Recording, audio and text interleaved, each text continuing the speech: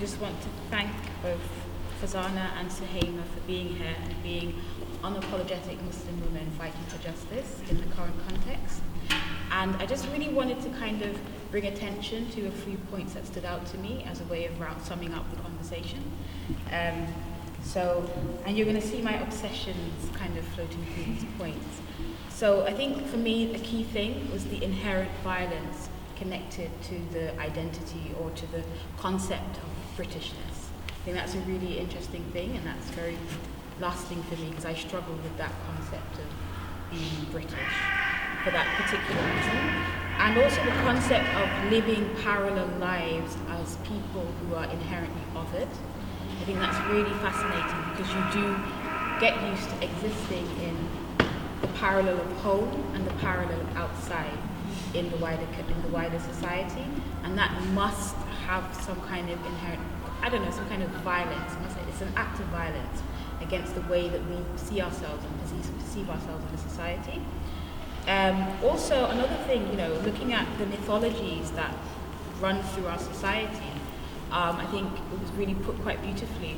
We are dominated by these mythologies of the other, and then the other, which is the bad other, all of the bad things, and then the good normality, which comes into that conversation of white supremacy, which I think is really interesting. And that creates a dichotomy that we then are like bouncing between all of the time, which again is a very violent thing.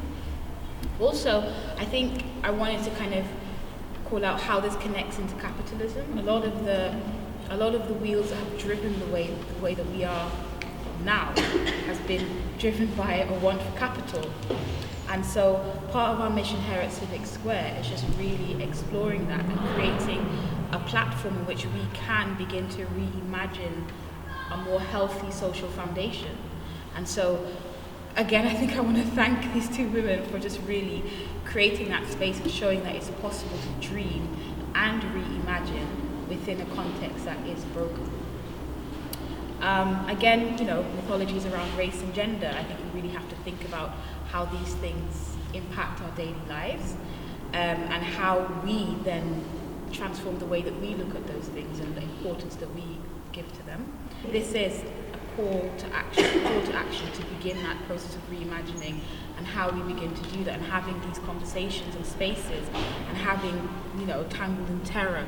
These are ways that we can kind of ignite that process. So I think first and foremost, it's a call to reimagine.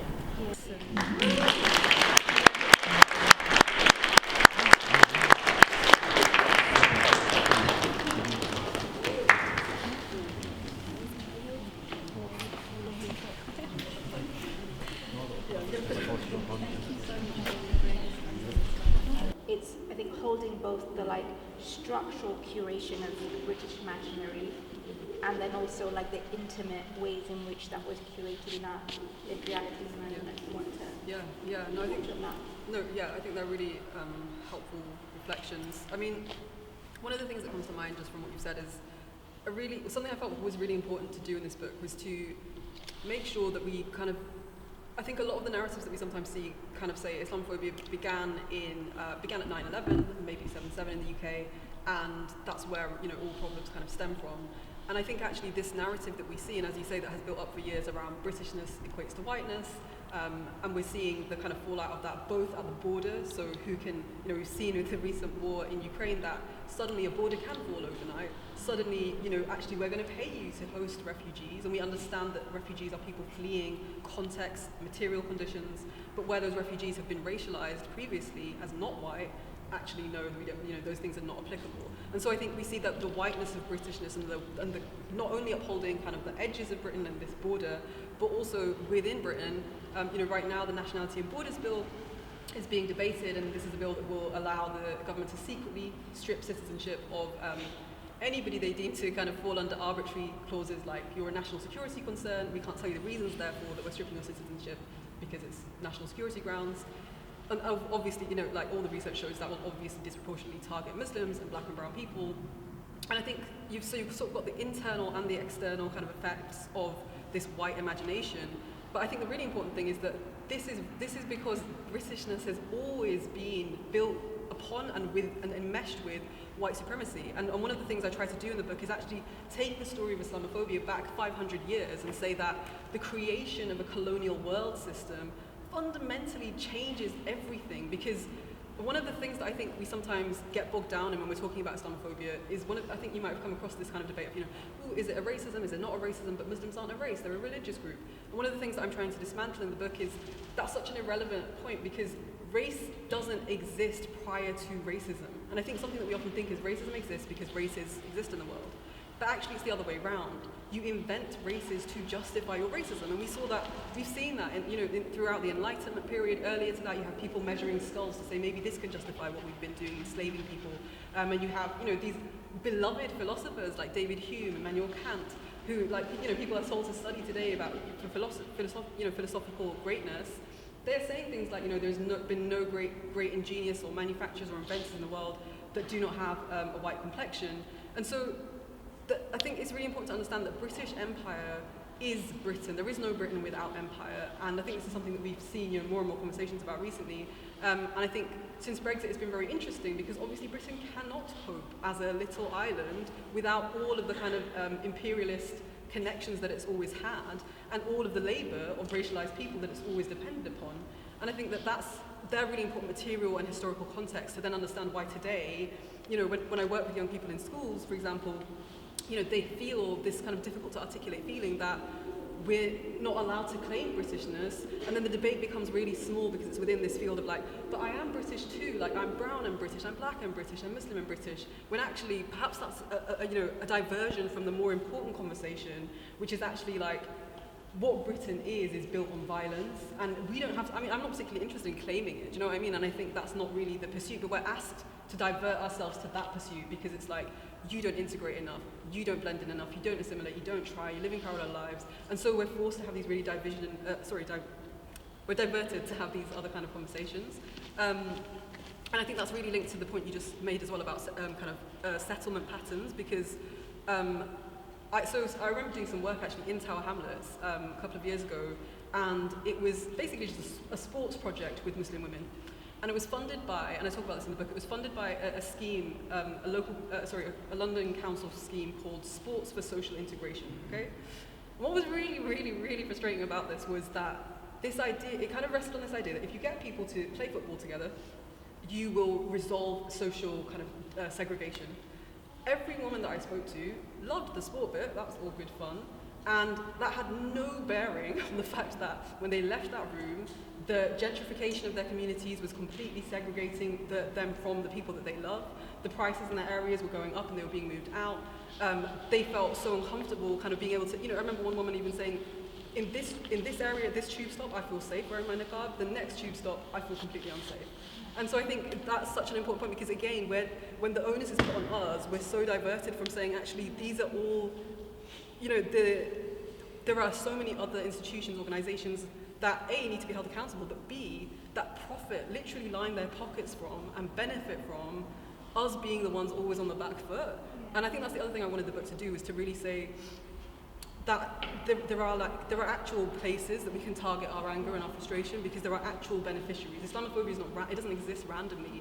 There are people who really benefit from it, and I think that's I think the Britishness kind of discourse actually really shows that as well, because the state can just coerce all of us in the name, and any dissent that it doesn't, want us to do in the name of that's not British, that's extreme, it's not British, and this is what Britishness is. And ultimately Britishness ends up being, as a final example, I think a couple of years ago you might have seen on Twitter or in other places, there was an example of kind of an extremist view that teachers should be kind of countering in their classrooms is anti-capitalism.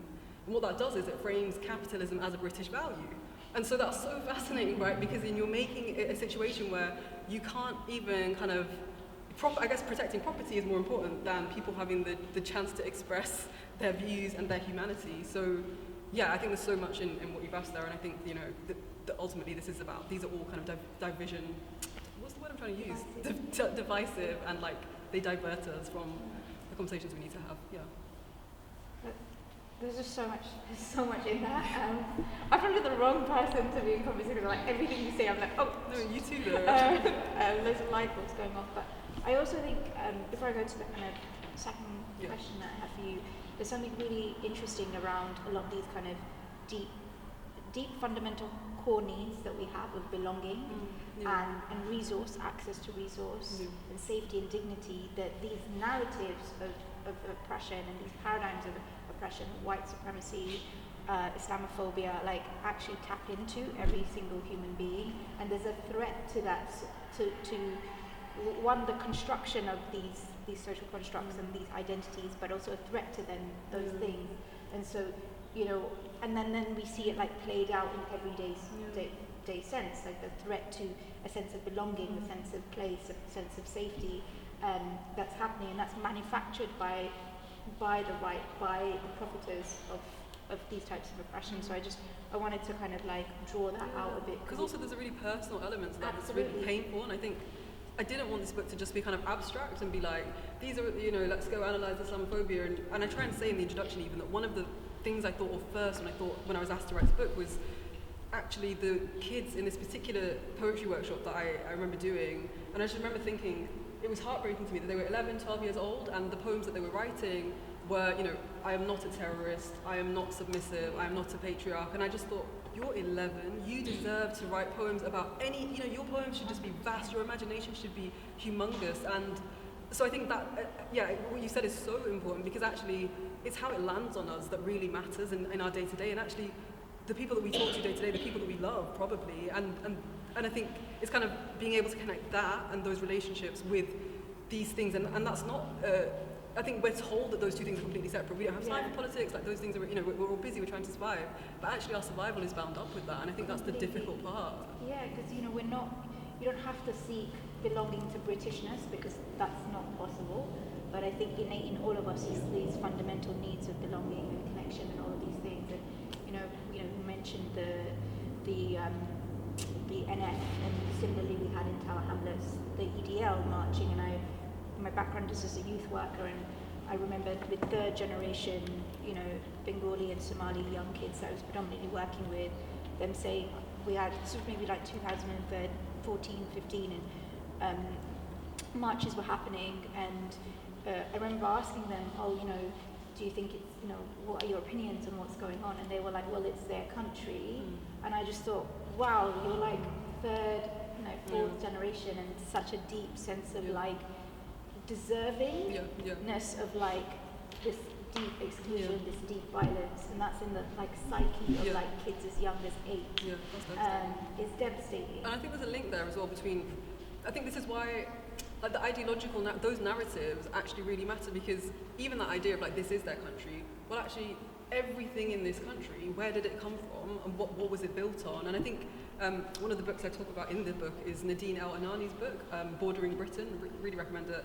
But the argument she basically makes is that one of the reasons that we're so exclusionary at our borders is that we're hoarding the wealth that was stolen from the people who are now saying, well actually, because of climate catastrophes, because of that theft, because of all these different kinds of imperialist ventures and interventions, we need the safety and access to those resources that ultimately came from our lands, our families, our ancestors' labour. And so I think even that, it shows you how pervasive that narrative is, that we can feel as, you know, or young people can feel that, well, this is their country, because who is they, and what is it to have, what is it to own something? And I think that's a really interesting kind of just example of how those two things are also connected, like the ideology of that, and then the actual ramifications. Completely. And I'm going to circle back to this later on, but like even the ways that then we reproduce the kind of surveillance cultures and all of those types of things. I kind of want to stay on these points of like the construct, the establishing of like how this fits within white supremacy. And I think there's something really interesting. Silvia Federici, who's an incredible feminist writer, talks about how when thinking about the construct of like colonialism and gender, and how like women were like were called witches and burnt at the stake. And the reason that they were called witches was, one, that it was something you couldn't prove, but it could invoke maximum suspicion and terror. And she gives this particular example. And similarly, terrorism is like that, where you can't prove it, but it invokes maximum, you know, sense of fear, invokes maximum sense of suspicion. And, so I wanted to kind of bring in the kind of gendered element of Islamophobia, because it's something that doesn't get unpacked a lot, and just the different ways in which gendered Islamophobia plays out, and then particularly when we think about some examples you touch on in the book, and I'll let you kind of give the examples of how that's used specifically on Muslim women in a way that we need to build greater solidarity around and be able to hold how it's gendered, how it's, what's the particular ways in which Muslim men are demonized and vilified, and what are the ways in which Muslim women are vilified and demonized. No, I really appreciate that question, because I think even in writing the book and researching, it's really interesting, because I guess in the ways we think about it, but also in the ways that it kind of, when you think about the legal elements of who is detained, who's arrested under kind of terrorism powers, I think we often do imagine, this Muslim man. And there's two things that I really wanted to think about when it comes to Muslim women, and one is actually it's so often Muslim women who are kind of actually propping up communities that are being devastated in these gendered ways. And one of the chapters that's kind of about counter-terrorism laws, which can be really dry and quite abstract, I actually tried to focus on the story of a mother and her daughter who their home is raided and her husband is detained, and that kind of goes on and on for years in many different ways. But actually, the lens usually goes that way, and I think that's really important. But what happens to that family? What happens to that woman? What happens to that child? And the PTSD that child has, and the financial hardship that the family falls into, and kind of all the stigma and the isolation and the alienation. And I think these are really, that's such a stigmatized conversation, and I feel like nobody is even talking about that remotely. We don't even go near to that. And the same with Muslim women in prison. I think that's another really interesting and stigmatized kind of conversation. And I think in a way it's easier to focus on kind of the punishment of Muslim men, which absolutely should be focused on, but I think not to the detriment of women. And I think the other thing is with the gendered element there is I think even with it, so I guess it's a useful place to start with the British kind of conversation. It is a woman in a niqab or hijab, which you will see next to every headline, whether it's about British values, integration, whatever. And I think when we even think about the most superficial manifestations of Islamophobia, it's kind of street violence against Muslim women. But then there's no really corresponding kind of organized resistance around that, and I think there's no really corresponding conversation around sexual violence, that being a form of harassment and assault that women are facing. And I think that just speaks to the way that Muslim women are not deemed women at any level. And I think there's something really, obviously, and all, I guess all racialized women, but I think there's that element. And I think, sorry, this is a bit scattered because there's many things coming to my mind based on what you said. But another thing is, I guess just another example of that is thinking about the ways that when Boris Johnson made those comments about women in niqab look like bank robbers in letterboxes, there was a sort of outcry, I'd say more broadly, where people were like, that's disgusting. But at the same time, that people don't kind of, on the same continuum as those comments, are things like the prevent agenda, which mean that a schoolgirl who wears a headscarf, or somebody who works in the NHS, a woman who wears a niqab, they are facing a hyper scrutiny, and they have to be hyper vigilant about what they say and what they do. And so those kind of comments from Boris Johnson, yes, they're awful, but actually there's already so many things that are targeting Muslim women in really specific ways that already criminalize us, and that they do not get nearly the same amount of outrage. And even think about laws like hijab bans across Europe. There's so many niqab hijab bans. These affect maybe 30. Niqab, I think it's the one in Switzerland. Maybe it's 30 women who wear niqab in the country. But the conversation is sort of about the pros and cons and all of this stuff. But who's talking about what impact does that have on you as a woman and your access to public services, your access to public spaces? And I think there's just such a specific pain and harm that is really no light is shed on at all. And I think there's also something really interesting in the way that the gendered nature of Islamophobia reinforces itself in order to perpetuate violence. So, for example, Muslim women are seen as participating and consenting, or we can't consent because we don't not seen as having agency, but at the same time we consent to oppression, and that's because men are seen as brutalizing, uncivilized. So they rely on this dichotomy, and they rely on this kind of gendered binary in order to exist. And I think, so when we're having these conversations around Islamophobia, often there is this analysis that is speaking to the kind of hyper-masculine, the macho side of just, what we need to disrupt, but is completely not recognizing these other sides of it, which are about agency, around consent, around like the active dehumanization, which then reinforces these types of narratives which we've had for so long, of like Muslim women are breeding grounds for like extremism. So it's like we're just hosts, we're just houses of like breeding grounds for extremism. Or like something like with women who've if they're not learning to speak English, then that automatically makes them susceptible to ISIS and Daesh. Like that's how without agency Muslim women exist, and they exist together. They rely on having this really oppressive masculine patriarchal identity tied to a completely dehumanized sense of womanhood within for Muslim women. And I think that's the key. I actually think that's the key. The way those two things are often connected in like media and political discourse is Muslim women are really only imagined as mothers, and I think that's what's really interesting, is that you're just a reproducer of these potential terrorists. And so that's why there are these interventions into what we wear, what language we speak. All of that, I think, is really about kind of coercing and cultivating a very particular type of apathetic, non-political subject. And I think, yesterday I did a really interesting event in London where a woman was talking about how she, after Prevent became statutory in 2015, she decided to homeschool her children, and she was just like, I want my children to be able to freely express themselves, I want to talk about political issues, I want them to be free thinkers.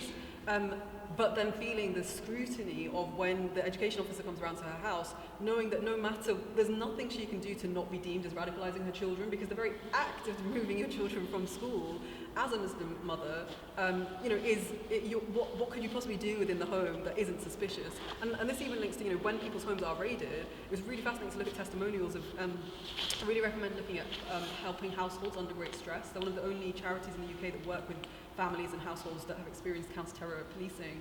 But their testimonials are really fascinating, and one of them, is things like the things that they're taking from your house. It's not just like laptops and phones, but it's like nappies, glasses cases. And it's like even the mundane parts of our home life are so over-criminalized because we're just deemed to be anything that we do is really inherently suspicious. And I think that also something that you just said, there was something that I wanted to pull on that you'd said there. I think the ways that, because of that contradiction as well, this is also kind of, you see Muslim women then also weaponized, and I think this is what's really difficult. And one of the things I talk about in the book is how, often the examples of the best type of Muslim, or like the kind of like, portrayed as like, this is, Muslims can be good after all, they can kind of redeem themselves. It often is these Muslim women who are kind of platformed as being palatable enough, they ideally, and I think you have this wild phenomenon of ex-Muslims, and like, I can't think of any other comparable group of people defined by what they are not or what they used to be. But why are these people so valorized? Well, because they can whistleblow to kind of meet the exact mainstream narrative about what Muslims are really like. And I think because of that idea that they were truly oppressed, they were truly submissive, they were truly they faced the worst of the brunt of the brutality of Muslim men. They're given a type of legitimacy, those voices, and it's difficult because I think that was something that I kept seeing crop up in the research that I was doing, was that the way that counterterrorism laws and kind of agendas, or counter-extremism agendas, focus on men is often more overt, but with women it often is actually really covert, in the sense that you'll have these like Muslim women role models, Muslim women leadership courses, and that sounds like completely like, that's completely fine, that sounds great, like why wouldn't you want to be involved in that?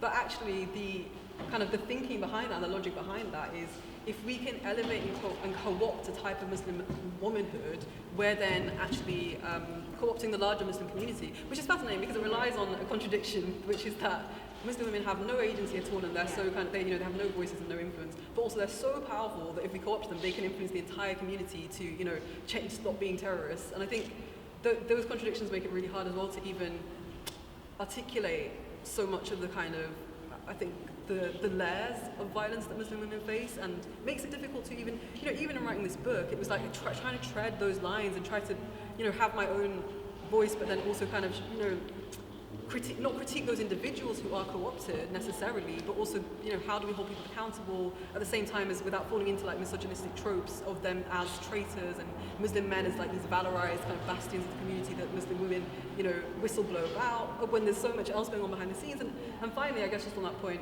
the difficulty of actually when Muslim women do want to speak about any types of violences that we might face from Muslim men, if you did want to talk about patriarchal experiences or misogyny, how there's no space for that, because immediately that will be weaponized against you. And the place that leaves us, I think, to me, that was something that I found even in writing this book, that still remains difficult and painful, because there's no way to do that on our own terms, and that's the feeling I have. Yeah, no, I completely agree with you, and it's not something that's afforded to any of us. Like, given that Islam is a faith and a spirituality, but it's also unfolding, it's something that, I love that in the Quran, we have several repetitions of kun fayakun, like be and it is, but we never get to access a state of beingness, like that fundamental.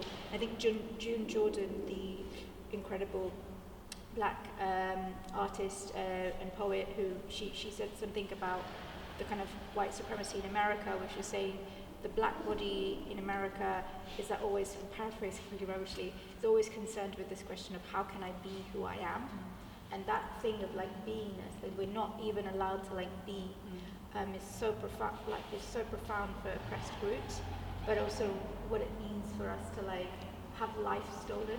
It's like such an anti-life position to never be able to like touch beingness or even like explore it on our own terms. So I would love to hear. No, I'm so glad you asked that, because I think one of my favorite parts, I guess, actually of writing this book was I just feel like there's not been enough space for me personally, but I think probably for many of us too. So when I'm invited into a lot of spaces to talk about Islamophobia, I feel like there's a lot of kind of people are very willing to talk about Muslims as a racialized group, like that's the understanding, you're oppressed in these ways. But if I sort of would be like, oh, is there somewhere I can pray, or is there a prayer room? There is sometimes an unease, which I've always thought that's so interesting, because that unease, I think, stems from the fact that we think of secularism as this neutral, objective, state of like separation of religion and state. But actually, again, I won't go into it because it's in the book, but like connecting that history to this history of colonialism, the creation of others as backwards. And something that I find that made me think about was that so many. I think there's a quote that I use in the book from Yasser Morsi, and he has this quote that's like, I realized, so I think he sort of grew up pre 9/11, 9/11 happened, and he kind of had this kind of identity crisis, and one of the things he says was, I realized that I learned to speak the language of the war on terror better than I could speak the language of the Quran. And that really resonated with me, because I just thought about the fact that so much of growing up, I always felt like, really, I wanted to pursue knowledge about Islam to defend it. That was my primary goal. It was like, the more I can know, the more I can say, it's not the thing that you think it is, actually it's this whole other thing. And I guess that broke my heart, because it was like, wow, what would it have been like to come to Islam on its own terms? And I think that's what a lot of us are robbed of, coming to Islam on its own terms.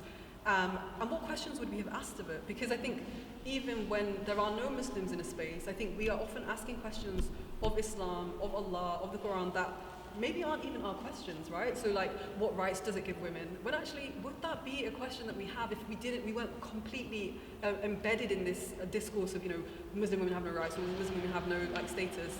And I remember growing up, I'm sure a lot of people remember this slogan of like, Islam means peace, Islam means peace, Islam means peace. I mean, Islam does not mean peace, first and foremost, but secondly, what does it mean that, we were trying so hard to define ourselves only against the violence we were associated with? And again, I think that's something that's heartbreaking. So, and just to say that, there are really material repercussions as well to this, in the sense that when you have masjids, mosques and imams and people who are funded by the Home Office, who are colluding with counter-extremism agendas, then how, as a believer, as a believing person, forget any kind of racialization, but as somebody who adheres to the fact that knowledge is produced by God and that you are a created being, how do you trust the people that are supposed to be kind of, giving you Islamic knowledge that you haven't accessed, that you maybe can't access, or that you maybe can't access yet? How are you supposed to trust them and the things that they're saying if they're in the pocket of the state? And I spoke to one of my favorite people, maybe, Imam Shakil Baig of Lewisham Mosque in London, for the book, and I include some quotes from him. And mashallah, I think he's an amazing person, but one of the things that he sort of, I think, does is, he approaches Islam on Islam's terms, and he's one of the only people in the UK that's lost a libel case where he was called an extremist. And he was called an extremist because he was talking about Palestine, he was talking about Kashmir, and that deemed to be extremist subject matter. And yet you see that the love his community have for him, that's have absolutely no, obviously psychologically I'm sure it has, but the impact on the community, it just grows and grows. Like, I remember, I think there's somebody takes a shahada every single week in that masjid, it's crazy, but the point is, I think where you have somebody who's actually kind of adhering to the principle that we must speak about justice no matter what, truly sticking to that principle, not just saying, yeah, but it's a bit uncomfortable right now, and actually they're going to surveil what we're saying, and actually we've got to be careful what I say at the minbar, because if I talk about Palestine, then they might start. If you have somebody who's really honest and sincere, then I think that's, for me, that was a really hopeful reminder of actually we can approach Islam on our own terms, and that space is always there, and I think it's something that we must do more and more, because actually, I think one of the things that we're constantly asked to do, not explicitly, but is really to secularize Islam in the sense of, can you just keep it as personal conviction? Please, can you just, do you need to have a prayer space? Do you need to wear your stuff in public? Can you just keep it at home? And in reality, what that is asking us to do is to depoliticize Islam, right? To say, don't make political claims. Don't say that, oh, this is an injustice because your religion tells you to. Can you just keep it to something you do at home? And I think, in a way, I actually think that's what's really excitingly radical about Islam, that it asks us to speak up for justice, and it asks us to adhere to an authority that is much higher than the state. The state is not our highest authority. Our highest authority is Allah, and I think that's really exciting. I think that's a really beautiful point to actually throw it out to the floor. Any questions? And if you could project, I know I've not been doing a great job of projecting, sorry folks at the back. But yeah, if you could project or stand up so then we can hear your question. Anyone feeling brave? Or even just reflections. Yeah. If you kind of, I felt really touched by your, what you were alluding to in the last answers or explorations, and it makes me think of the work with the economics and what it means sort of tries to bring out in us, and what I've sort of felt on the back of 2020 and global outcries against injustice around this, how it feels to transform where you put your energy into. Do you put your energy into fighting, resisting the old? Do you put your energy into nurturing the new, or literally, as you said, being able to form relationship with Islam on your own terms or on Islam's terms?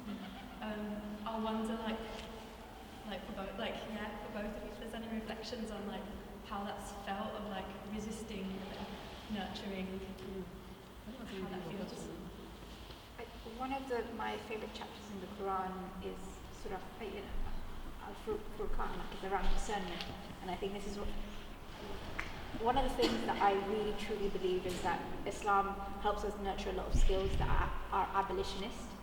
And in abolition, and I really resonate when you're talking about the pursuit of justice, but in the work of abolition, we were trying to nurture nurture life that's dignified, that's safe. Discernment is such a key skill to be able to say, is this appropriate action in the context, in the right way, at the right time, with the right sets of people, and constantly becoming skillful. And so I think discernment, I think one of the things that I really find really beautiful with my relationship with Islam is how it kind of also encourages to collapse those boundaries and start to constantly position, and also how that positioning is looking through the eyes of the marginalized, which is why all our prophets and figures within that we look to in Islam are people who've experienced profound forms of oppression, aren't literate, aren't people with social status, but actually have come to change the status. They've been disrupted to the status, and also positionality is really important in that. So I think that that's an inherent facet that I see within Islam, is that you're constantly, you're bringers of good news, of hope, and you're always, even things as beautiful as this work is legacy building. Even if the world is ending, which it feels like right now, you plant the seed. And so we're doing this work with the foresight of building towards justice, building to all these values that we have, while also attending. And I have a particular one of my sheikhs. He says, sometimes, you plow the earth, and that's spirituality in practice. And sometimes it's prayer and salah, and sometimes it's like tending to the earth. And I saw it here as well. The soil is, what Malcolm X says, revolution. But sometimes it's that. So I want to invite us into holding and becoming skillful at Furqan, discernment, because it's how we get skillful at revolution. And yeah. Thank you for that. That's really beautiful. I think the only kind of thing that I was going to add was that I guess something I think about is that as Muslims we believe that we're placed where we, you don't really have a choice in where you're placed, where you're born, who you are, in that kind of sense of where you are. And I think sometimes I think about the fact that I think one of the strategies that makes us feel helpless is that feeling of being overwhelmed, because there's so many things maybe I should be doing and I could be doing. But I think sometimes I try to come back to the idea of, okay, well, what are the skills or the blessings that I have been given, and how will I be accountable for them? Because we believe we're going to be accountable for the blessings that we're given. And I think in a way that helps me perhaps to discern somewhat where I'm going to put my energy, because actually, I'm not in XYZ space, and that's not necessarily a space I'm going to be able to enter and to make changes within. However, and I think that's even, that even determines something like writing this book, because it's like, if writing is something that I can do, and if articulating something that perhaps is difficult, is something that I find slightly easier, then I do feel that that's something that's a responsibility almost, and I think we all have a responsibility, because there's something all of us can do more easily with more blessing in it than perhaps somebody else. And I think that, to me, that's also a question of accountability and responsibility, because that's not from you. There's nothing you did to deserve the kind of gifts that you have, and so how are you going to use them? And I think that helps to kind of make those choices, and also to not feel so overwhelmed. And I think also remembering that we believe that Allah does not burden a soul with more than it can bear, and so knowing that actually the situation that you're in and the things that you're facing are bearable for you, that doesn't mean they're bearable for somebody else. And I think we shouldn't compare ourselves as well. That sometimes you might see somebody and you think, oh my gosh, that person, mashallah, they do everything in the community and they're fantastic, but actually that might be the thing that's for them, and that's not the thing for every one of us. Yeah. And actually one loving relationship that if you're a carer for one member of your family, and the love that you pour into that and the care that you have for them, that's as revolutionary, because that's the capacity and the place that you're in. So I think that's some of how I think about it. We'll take here and then at the back. Hi. So does your book sort of dive into the binary narrative of uprooting Islamophobia, which is that on one side you got Muslims who are directly impacted, so it's their duty to uproot it, and to a lesser extent people who aren't Muslim but might look like Muslims, like me, it's kind of your duty, and it's not the responsibility of everyone else who isn't directly impacted, because it's perfectly okay as long as you're not part of that marginalised community, and how it should really be everyone's issue at this moment in time. Yeah, no, I think that's a brilliant point. And I think one of the things I was really keen to do, it was to say that I think even when you hear the word Islamophobia, that I think a lot of people just switch off, because it's just like, that's something to do with And I think what's really, even to give a concrete example, somebody brought this up yesterday in our conversation, that there's been a lot of conversation since, Ukrainian refugees coming into the country, that, oh my gosh, the border is so bureaucratic, like people are having to give all this biometric data, like what is all of this? But that structure and that apparatus was built for racialized people coming in, and nobody had an issue with that. But I think it's a good example of how we have to care about these things, even when they only affect, XYZ group, because actually ultimately the structure that's being built is going to affect every single person. And I think I'm not always keen on making the argument on that ground, because it feels like you're trying to say, well, you should care about this because it could affect you in the future. And actually I feel like I'd like to believe that you can invite people to care simply because we're human and simply because we're deserving of humanity. But I think it's definitely something I'm trying to straddle both, because I'm trying to say that, look, actually Islamophobia is just one manifestation of white supremacy and racism and colonialism. So actually we can't talk about Islamophobia on its own first and foremost. We can't have that, this is linked to every conversation about whether it's anti-blackness, whether it's sexual violence, whether it's borders, but at the same time kind of saying the specificity and the onus of fighting it, it has to be in, and this is why, again, like I said at the beginning, I really want these conversations that the book kind of might spark to be the place where we discuss exactly these things. What is it that we're trying to build? What are the solidarities that we need? And should it be the onus only of those of us who are affected? And also, what we know with oppression is that, as Suhaiymah said, it's super connected, but also that we're thinking about liberation long term. In our lifetimes, we want to build. Then there's so much wisdom across so many communities. because there's already other front lines. There's already been other ways in which people have navigated, survived, resisted, and actually to build that collective resource in order for us to like overturn the mammoth project that has been colonialism, that is racial capitalism, requires all of our capacities, but sometimes not all at once. There's certain things, like I know that, for example, I really struggle with visibility, and it's something I'm working through because I grew up under Prevent, and I, had, knew people under house arrest, or, as a youth worker, if I was visible, my kids would be, things would happen to them. So knowing, like, actually, I remember like once being invited to a protest, and I had all these points that I need to write, and actually saying to a white ally, can you go and read this out and say it comes from me, but I can't be on that stage. And so, like, we need capacities from spaces that can take hits, that can buffer, that can add capacity when it's appropriate, without losing the specificity or the nuance of experiences, because we're going to be here a long time, and especially as Muslims, we like, this is our life's work, right? Justice and all of this stuff is like part of our spiritual instruction.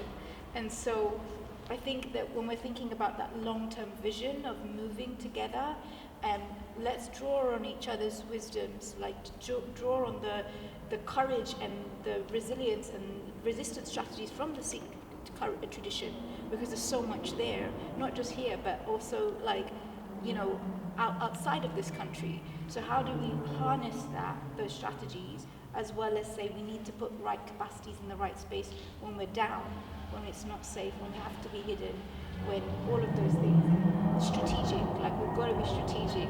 The right are so organized, the oppressors are so organized, and we need to get really, really like smart about how we're resisting.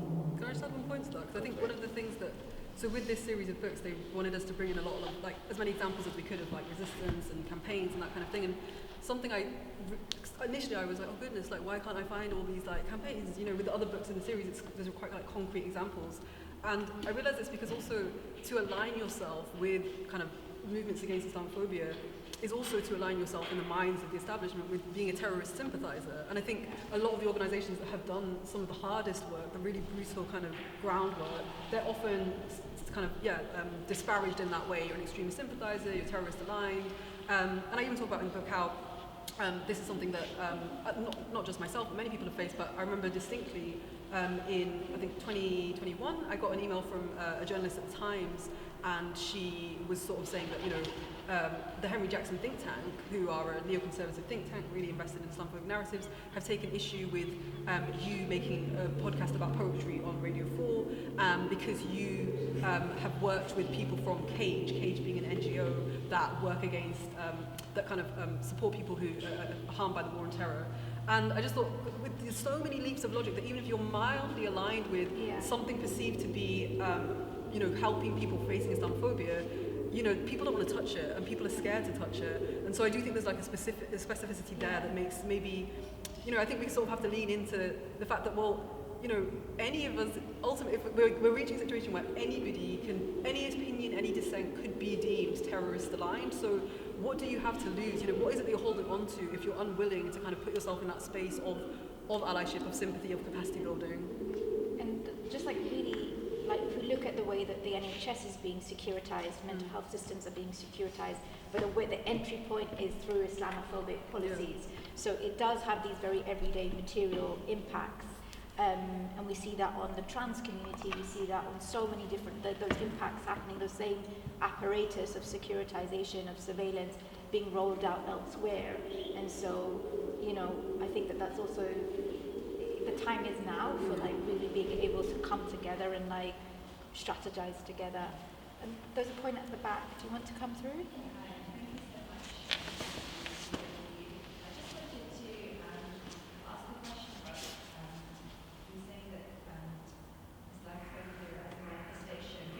Yeah. So I wanted to ask about manifestations that are outside of white supremacy, if that's something that you context of India, for example, and as something that is pre-colonial,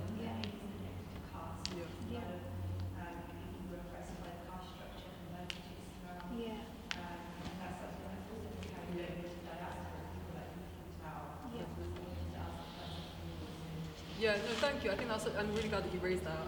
And I think, I think in writing the book, I really realised like I don't have the knowledge or the capacity to include, because I think I very quickly, when I sort of went outside of the context of Europe, I was like, well, how do I start to articulate what's happening to Uyghur Muslims in China? How do I start to articulate what's happening in India, where there's almost genocide? And so I think, and rather than kind of trying to do everything, I was just like, no, I will stick to kind of this scenario. But I think the thing that I felt, I guess the kind of connections that I was trying to make, that I hope kind of invite those conversations more, and that I would also like to kind of learn more from, was the idea that actually, if this is I suppose like thinking about because the connection you just made there in terms of like how diaspora then also uphold these same kind of things that come from outside of context of coloniality and white supremacy. I think I guess the invitation that I perhaps try to make in the book is that we have to make global connections, and I say that not in just like a abstract way, but in the sense that even if this entry point is that prevent policy is being sold to or given to the Chinese government as British aid, and then being used to kind of like in conditions that we know are really brutalizing and violent. I mean, even if that's your entry point, I think that I'd like to see that as a way that then invites us to like, okay, but what are the specific contexts that make it possible in that context? But yeah, it's definitely a limitation of the book for me in terms of that's not something that I went into, and it's something that I hope again maybe in the conversations that this sparks, maybe that's the places that we can learn from, and connections that do need to be made. And I really appreciate you bringing this point in, because it's really important for us to hold. I think there's a brilliant decolonial thinker, and his work really speaks to this Ramon Grosfrugal, and one of the things that I think he helps us kind of unpack is the way in which colonization has had the kind of global hegemony in a way that these others maybe haven't had the same kind of, like, we're still living out 400-500 years on the way in which like you can go to anywhere in the world, and that Eurocentric idea of what a human being then is or is not, can be located in a way that, say, other forms of pre-colonial sense of what a human and human is not might be more specific or a bit more localized. And I think that's something, from knowledge construction to it not also just being the colonization not just being a marker of race and ethnicity, but also gender, class, all ableism, whose body, what kind of body, all of those intersections, it totalizes that, it holds all of that. So I think there are some distinctions that are specific to white supremacy culture. I think also there's a sort of muddying, just in the sense that something that I kind of get to touch on a little bit in the book, but then don't get to go too much into, is just the way that, so like Muslim majority states, for example, that knowingly use and weaponize the narrative of Islamophobia that they know speaks to the Western imperialist narrative to kind of justify and uphold, whether that's coercion against their own internal populations, or whether it's to kind of even decontextualize violence that is really specific and say, oh, it's just sectarian conflict, or it's just like Islamism, it's just this and that. And I think there's an interesting muddying where it's actually, we kind of have to strip back, we kind of have to address the fact, I guess, that even in those contexts, there is a deliberate tapping into and even kind of strategic usage of the Western narrative of Islamophobia, which I think, I think is strategic, which is quite interesting, but again, isn't something that I've had the chance to really dig into. Thank you. We had a question here, and then we can take you. Sorry, we I was a little bit late, so I don't know if this has already been addressed. But what I'd like to know in the bigger picture is, I'm sorry if it's already been addressed, Go ahead. but how do we tackle racism and Islamophobia within our own communities? Muslims fighting Muslims is not a good example. So how do we tackle that?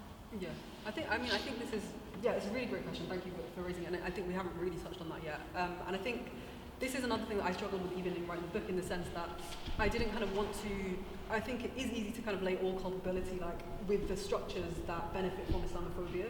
And I think that the more, I suppose maybe the more personal and therefore more difficult question is, how do we extricate ourselves from that kind of complicity, and even from weaponizing those narratives against each other. And I think that was a really interesting undertone of the Trojan Horse Affair podcast, was that actually we're also talking about the weaponization of the knowing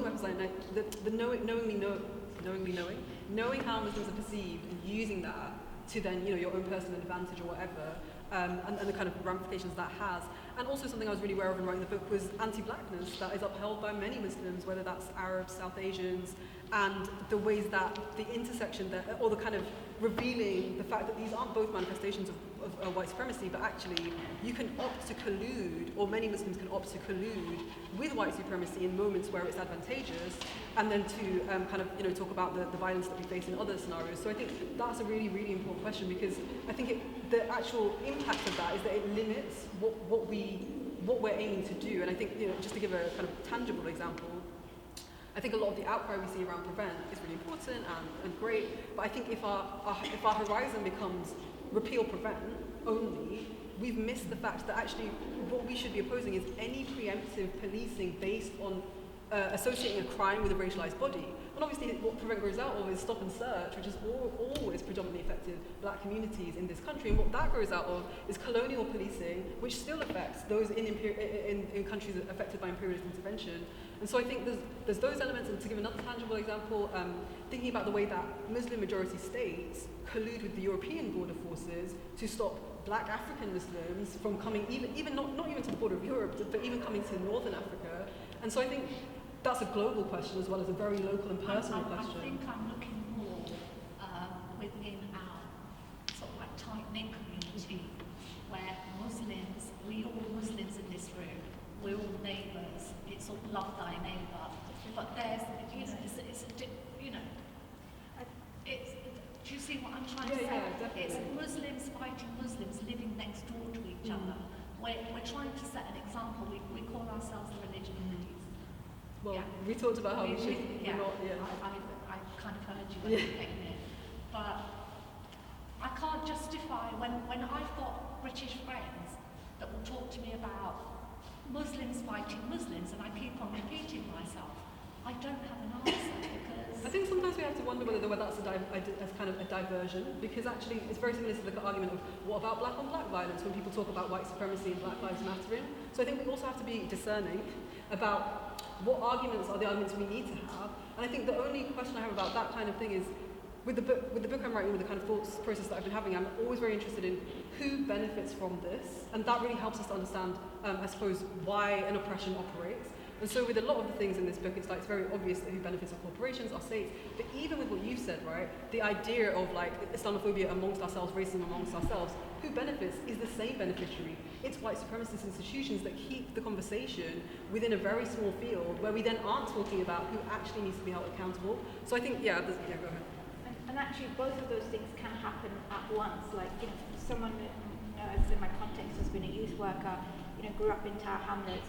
What you're speaking to is a real thing. And I completely agree with you that we need to be able to connect. And that's the point of these kinds of, this book, why I actually really loved this book so much, is because it does that connective piece. And then where we have these these things that happen, which is around how we reproduce forms of oppression, that's on our, where are we doing that work? Where are we showing up for our communities? Where are we learning about conflict resolution beyond the state? Where are we learning how to build community accountability? Where are we learning? And why I also wanted to bring gender into the space a lot is, some of the things that we all reproduce is shame culture. Some of the ways in which Islamophobia thrives is because it relies on shame. And actually, where are we unlearning shame? Where do we unlearn and stop using shame to police one another? And for me, that's connected to abolition, because it's saying, hey, let's stop policing one another and let's find ways to connect. Let's find ways to witness one another. And where we need accountability, let's find pathways. Let's find forms of resolution. And I think that's got to be practiced. We've got to be in the work. It's not out there, and the state isn't going to provide it for you. We have to materially get out, show up, and find those things. And we're not going to get it right. We're going to practice and fail a lot, and then we're going to find the ways in which it works and where it doesn't. And that for me is what it means to be. But that's why even that point of like becoming, how do we become and learn, discern, practice is so important, and we can't expect any of the systems outside of us to find it, and that is what it means to be Muslim. When you're practicing, where are you showing up for it? It's not enough. There's a really beautiful phrase by Grace Lee Boggs, and she says, you know, if you want to change a society, you have to take responsibility for it. And that's the same, you know, if we want to be freed, as James Baldwin says, you have to take responsibility for the freed self. And that's our work. Your question. And I think that's going to be the last. Okay, sure. Oh, the last question. Timed that well, didn't you? Well, thank you. I really enjoyed it. I was really struck, saddened actually, you know, that the Muslim woman is not really a woman. It's a very powerful thing to say. I was wondering if your book picks on the way the police or the state turns off its services, turns off its investigations, etc. for Muslim women, where there's a massive disproportionality in evidence. I totally believe you, but I think it'd be nice if you could just delve into that. And I was just wondering, picking on Farzana's point there, if there's any kind of radical practice to deal with this kind of violence from anywhere, violence against women, Muslim women, or whether there's any like interesting practice that tries to not be too, you know, that tension between going to the state and not going to the state. No, I think that's a really important question. And I think I'll invite Farzana to maybe give us all sorts of pointers on that, because I know that you do a lot of sort of thinking and work around that. But I just, sort of, a thought that comes to mind for me is, one of the things that I was thinking about when writing this was, if we think about something like domestic violence, for example, Muslim women, all women, are asked to call upon the state, call upon police, and these kinds of, these are the interventions that we're supposed to make. And I think one of the things I was thinking about was how, obviously, if you're a Muslim woman, if you're a black or brown woman, if you're an immigrant woman, if you're an undocumented woman, doing that puts you at far more risk, you, your family, your children, you can be separated from your children, your family. And so I think in a lot of cases, there are already ways in which we practice looking after one another, and I think that women quite radically have to do that because of not being able to access those supposed sites of security. And one of the kind of big questions I have in the book is, what does safety actually look like for us, as opposed to what we're told security is and what we're told keeps us safer? And I actually think about the ways that sometimes we're told that, you know, it's too difficult to, I know I'm kind of going away from your question for a moment, but I know sometimes we're told that it's too difficult to imagine, it's too utopian to imagine this world where there are no, you know, police and there's no counter-terrorism, there's no borders. But I think the interesting thing is that we already every day, especially as marginalized communities, do find ways to look after one another and do find ways outside of the state's purview to kind of make those interventions.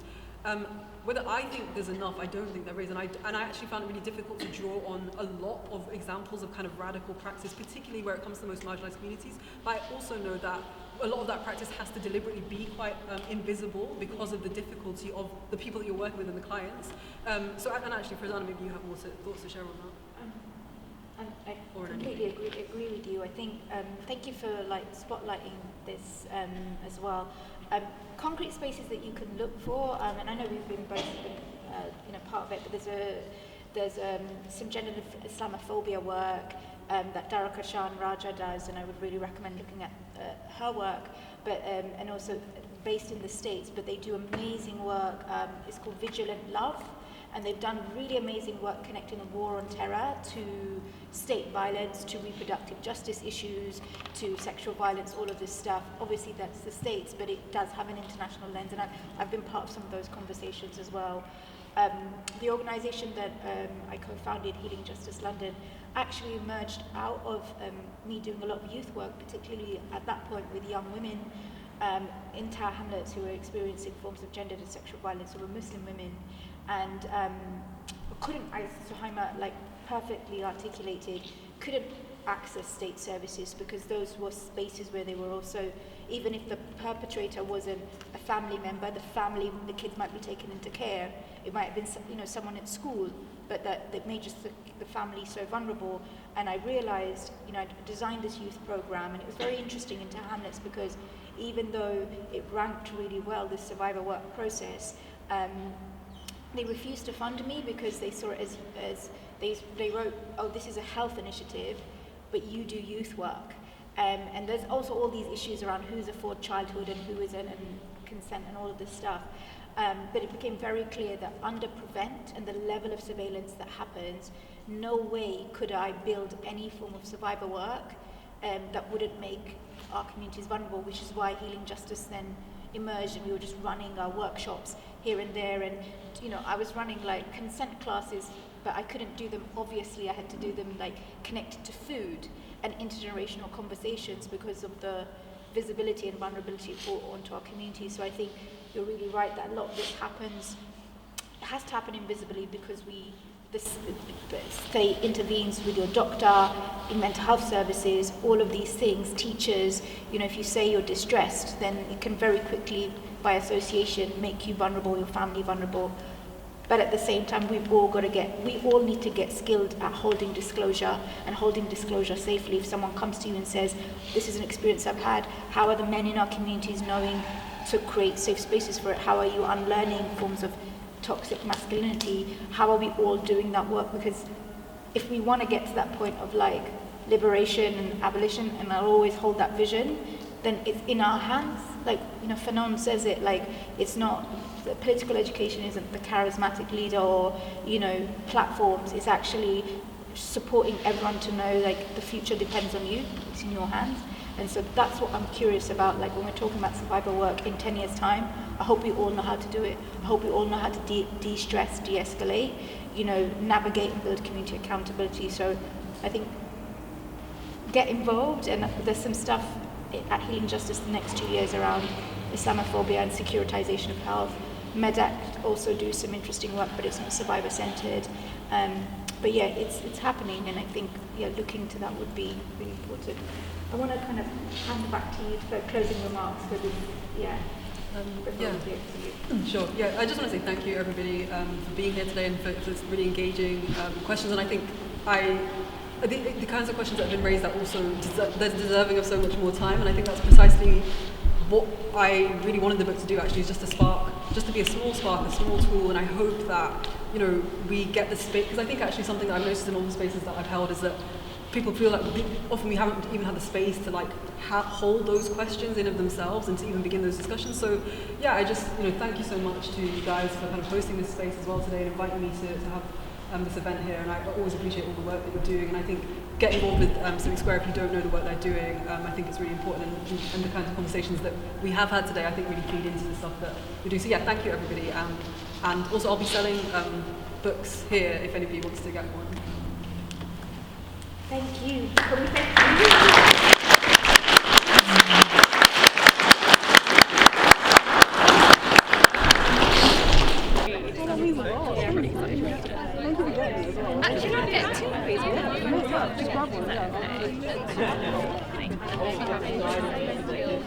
Check it out.